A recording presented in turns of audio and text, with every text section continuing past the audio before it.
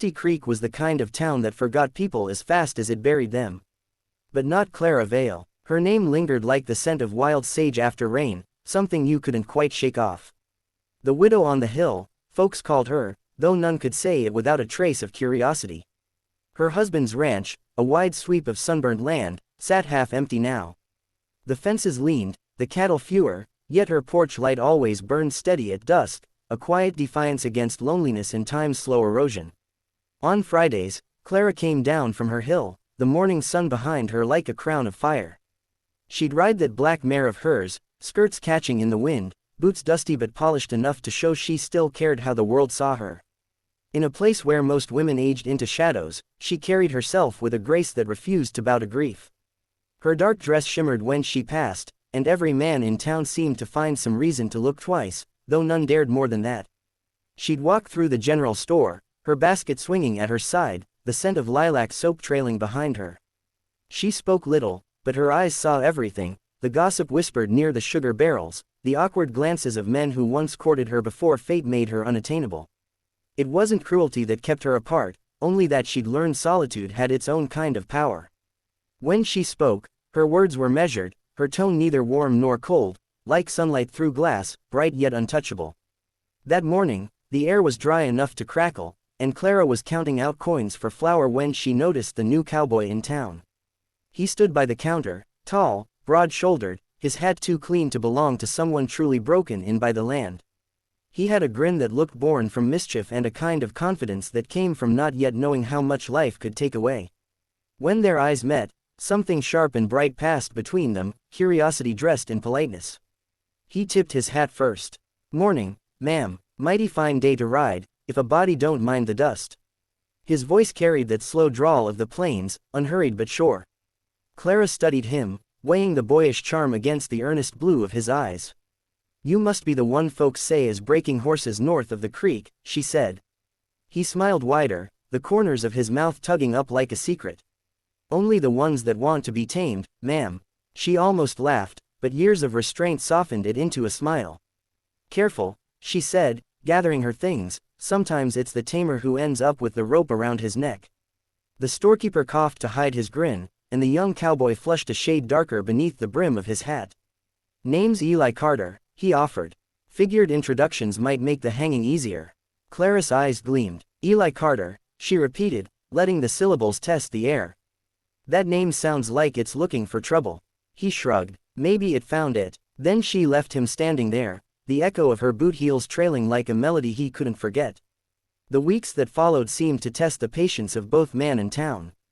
Eli Carter found every excuse to ride near the widow's property, checking fences, mending gates that didn't need fixing, even delivering letters she could have fetched herself. Clara pretended not to notice, though her mare grew used to the sound of his whistle in the distance. When she caught sight of him one afternoon at the creek, his shirt rolled to his elbows, working the reins of a stubborn colt, she had to admit the boy had grit. Foolish grit, maybe, but grit all the same. He saw her watching, and instead of looking away, he tipped his hat with a grin that dared her to scold him. "Afternoon, ma'am," he called. "Fine day to be keeping watch." She narrowed her eyes, amused despite herself. "I was keeping watch on the colt, not you." He chuckled, steadying the rope. "Guess that means I'll have to work harder, ma'am." The colt bucked, snapping the rope taut, and Eli wrestled it with quiet strength until the animal stilled. When he turned back to her, sweat streaking his jawline, there was pride there, the kind that made a woman remember what youth once felt like. That night, Clara found herself pacing the porch long after sunset, listening to the cicadas hum and the wind whisper through the mesquite. She'd told herself she was too old for foolish thoughts, too sensible for lingering glances and the ache of what-ifs. But the memory of Eli's grin, the way he met her gaze without flinching, had a way of breaking past her defenses. She sat down, poured a single glass of whiskey, and watched the stars blink awake over Dusty Creek, thinking how sometimes the heart didn't care who deserved what, it only cared who looked back. The next morning, Eli rode up to her gate, pretending to be surprised she was already outside. "Morning, ma'am," he said, hand resting easy on his saddle. "Fence down by the east trail, thought you might want a hand fixing it." Clara arched an eyebrow. "Strange, considering I fixed that fence myself yesterday." He grinned. "Guess I didn't check close enough." She shook her head, a smile tugging at her lips. "You're a persistent man, Eli Carter." "Just neighborly," he replied. "You ever notice how folks in this town confuse persistence with neighborliness?" She said. "Depends what they're persisting for, ma'am." He climbed down, boots crunching on gravel, and for a long moment, the quiet between them felt heavier than the morning heat. The breeze caught a loose strand of her hair, and without thinking, he reached out, fingers brushing it back. She didn't flinch, but her eyes, sharp, knowing, held his. "You've got a dangerous habit of crossing lines, Mr. Carter." His hand dropped, the faintest hint of a blush coloring his face. "Then maybe you should draw them clearer," he said softly. She turned away before he could see the smile that betrayed her composure. "Maybe I will," she whispered. When Eli rode off, the air seemed emptier somehow, and Clara felt the first stirrings of something she hadn't allowed herself in years: interest, perhaps even hope. But she also knew how the world worked for women like her. A widow was expected to mourn, to fade, to keep her heart tucked away like folded lace. Still, as the sun dipped low and shadows stretched long across the prairie, she couldn't help but wonder if maybe, just maybe, some things were worth breaking your own rules for. The mornings came soft that week, dust glowing gold across the hills, and Clara found herself waiting for the sound of hooves without quite admitting it. Eli had made a habit of riding by at dawn, pretending to check the fence line but never in much of a hurry to leave. He'd call out a greeting, she'd answer without looking up from her garden, and between those few words hung a silence that spoke louder than talk. The town could whisper all it wanted, the hill had ears only for the rhythm of one horse and one heartbeat. By the third morning, he dismounted without being asked. "You ever drink coffee before the sun's fully up, ma'am?" he said, holding a small tin in his hand. Clara lifted an eyebrow. "You think I run this place on tea?" He grinned, brushing dust from his sleeve. "Then maybe you'll let me make it for you." It was a bold offer, and he knew it. But she saw something honest behind his grin, a need not just to impress her, but to be seen as something more than another drifting cowboy chasing a dream through the dust. She let him in, her kitchen still half in shadow. The stove's iron belly crackled as the flame caught, and Eli busied himself grinding the beans, the air soon filling with that dark, rich scent that made the world feel alive again. "You always keep coffee like this?" he asked. "Old habits," she said. "My husband used to say coffee was the only thing that kept him civil before sunrise." Eli smiled. "I reckon I'd agree with him, though I might argue you make better company." She didn't answer, but her lips curved just enough to say she heard. They sat across from each other, the cups warm between their palms. Outside, the world was still quiet, the kind of stillness that made every small sound feel sacred. Clara studied him in the half-light, the faint line of a scar on his cheek, the calloused hands, the youth that hadn't yet learned when to stay silent. "You're young," she said finally. "Too young to spend your mornings humoring an old widow." Eli looked up from his cup. "You don't look like any widow I've ever met." She laughed softly. "How many have you met?" "Only one worth remembering," he said, and she felt her breath catch. The words lingered longer than they should have. Clara turned her eyes toward the window, watching the first streaks of sun reach over the horizon. "You talk like a man who hasn't had the world knock him around yet," she said.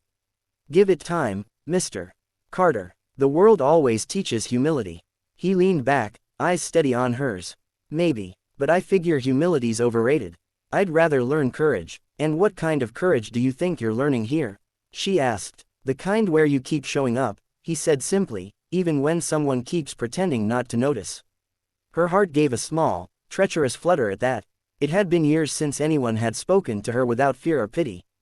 She wasn't sure she liked it, or maybe she liked it too much. She stood, collecting their empty cups, and said, "You should get to your horses before the heat sets in." He rose too, towering close enough for her to feel the warmth radiating off him. "Yes, ma'am," he said, though his voice was softer than obedience. When he stepped out into the morning, Clara stayed by the window until the dust from his horse faded into gold. That evening, a storm began to brew. The sky over Dusty Creek turned the color of tarnished silver, and thunder rolled far off like the grumble of a restless god. Clara secured her shutters, but something in her made her step outside anyway. She stood on her porch, watching the horizon pulse with lightning, when she saw a lone rider approach through the haze. Eli dismounted, rain beginning to sting the earth. "Fence came loose by the creek," he shouted. "Didn't want your stock getting out." She should have told him to go home, but instead she called, "Get in before you drown." They waited out the storm in her parlor, the rain hammering the roof in wild rhythm. Eli's hair dripped onto her floorboards, his shirt clinging to him, and he looked sheepish as a boy caught stealing apples. "Didn't mean to intrude," he said. "You didn't," she replied, fetching him a towel. He took it, fingers brushing hers for a second longer than courtesy allowed. "You always rescue fools this easy?" he asked. "Only the ones who don't know they're fools," she said. His laughter filled the small room, deep and genuine, and it warmed her more than the fire ever could. As the rain eased, they sat by the hearth, the glow painting soft light across the walls.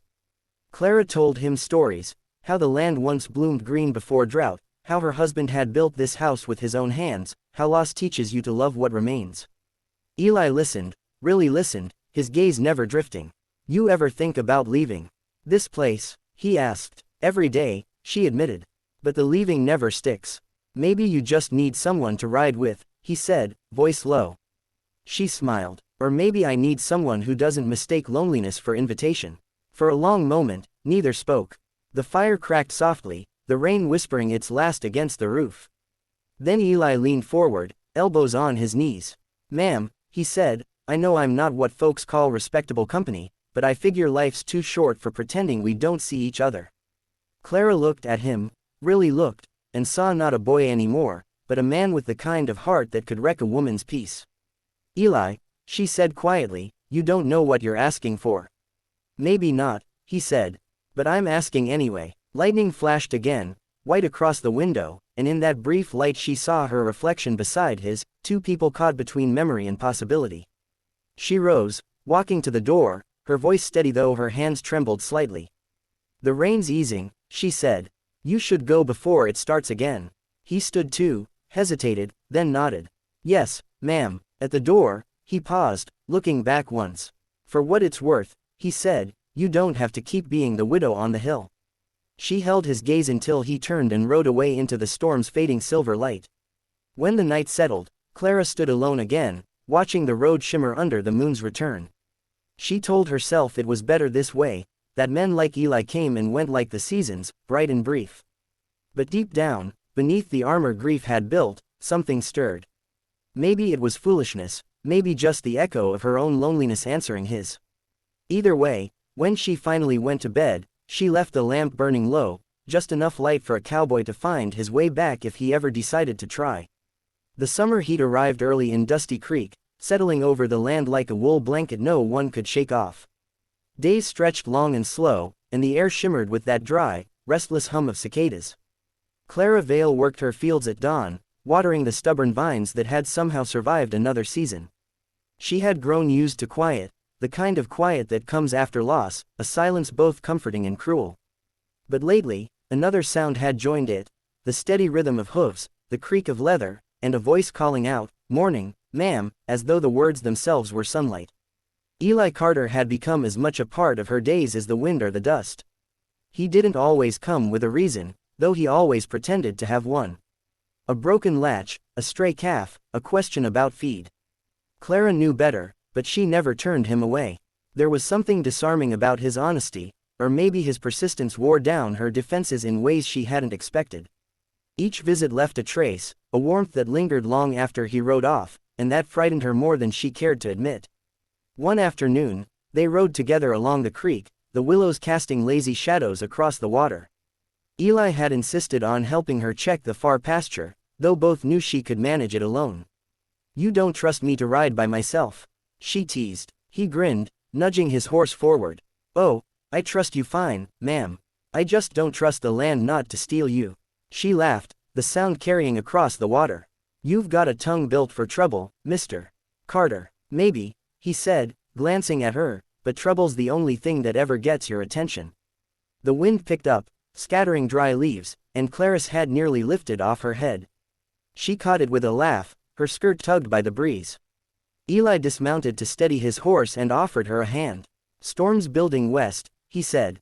"Best we head back. I know this land better than the clouds do," she said, but she took his hand anyway. For a moment their palms fit together, rough skin against soft, and neither of them moved. The air grew thick, not with thunder yet, but with something quieter and far more dangerous. They found shelter under the old willow by the bend, the one that had watched over countless storms and heartbreaks before them. The wind roared through its branches, bending them like old bones. Eli tied the horses and stood beside her, rain threatening at the edges of the sky. "Seems the weather's got a mind to chase us together," he said. "Or to warn you off," she replied. "You think I scare that easy?" he asked. She gave him a look sharp enough to cut through pride. Most men do, once they realize what they're chasing. It was then, maybe to ease the tension, maybe to test his nerve, that she turned to him, eyes glinting with mischief. "Tell me something honest, Eli Carter," she said. "Is your mind always on what's under my skirt?" The question hung there, bold as a lightning strike, and for a heartbeat he forgot to breathe. Then color rushed to his cheeks, and he stammered, "Ma'am, but before he could finish, Clara laughed, rich and warm, the sound spilling through the storm's first rumble. "Relax, cowboy, it's only a question. A woman likes to know if she still causes a stir." Eli blinked, caught between embarrassment and amusement. "You sure know how to rattle a man," he said. "Consider it payback," she replied. "You've been rattling my peace for months now." He tilted his head, studying her face, the faint lines time had drawn there, the eyes that hid more laughter than sadness now. "Then maybe we're even," he said quietly. "You've been rattling my world since the day you looked at me like I wasn't just another fool." The words came out rough, honest, and Clara felt something shift inside her, a door she thought long sealed creaking open again. The storm broke above them, rain falling in fat, cool drops that turned the dust to earth and the air to perfume. They huddled beneath the willow, close enough for their shoulders to brush. The thunder rolled, soft then deep, and for a moment neither spoke. Clara looked at him, this young man with the old eyes, and said softly, "You should be careful what you stir up, Eli. Some hearts don't mend twice." He met her gaze without flinching. "Then I'll take care not to break it," he said. And though she didn't answer, the silence between them felt like belief. When the rain eased, the world smelled new again. They rode back slowly, their clothes damp, their laughter lighter than before. The sky behind them blazed gold, and Clara found herself stealing glances at him, at the way he hummed under his breath, at how easily he fit into her quiet world. By the time they reached her gate, the last of the storm had passed, leaving the air bright and clean. Eli swung down, holding her reins as she dismounted. "Well, ma'am," he said, "guess we survived another Dusty Creek storm." She smiled. "Barely. You almost drowned in your own blush." He chuckled, running a hand through his rain-dark hair. "Can't say I've ever been accused of blushing this much." "Then you're learning," she said. "A man who can blush might just have sense enough to love something properly." He looked at her then, truly looked, and said, "Wouldn't know, ma'am. Haven't met something worth loving till now." The words hit her harder than thunder, and for the first time in years, Clara didn't have an answer ready. She only watched him mount his horse, the rain still dripping from his hat brim, and wondered when she'd stop wanting to push him away. That night, the widow's house felt less empty. She sat on the porch long after dark, the scent of wet earth thick in the air, and replayed the moment under the willow, her teasing words, his startled face, the way laughter had turned into something softer. It had been a long time since she'd felt that alive. The world outside was quiet again, but inside her chest something restless stirred, like a mare pawing at the gate. She didn't name it, not yet. Some feelings were better left to grow wild before you tried to claim them. And so the days went on, Eli riding by more often, Clara pretending she didn't expect him. The talk in town grew, as gossip always does, but on the hill they didn't care much for talk. Something real was growing there, fragile as spring grass, strong as the wind. It wasn't love yet, not fully, but it had the shape of it, the promise of something that might outlast the storms. And if the widow sometimes smiled when she caught sight of dust rising on the road, no one dared say a word.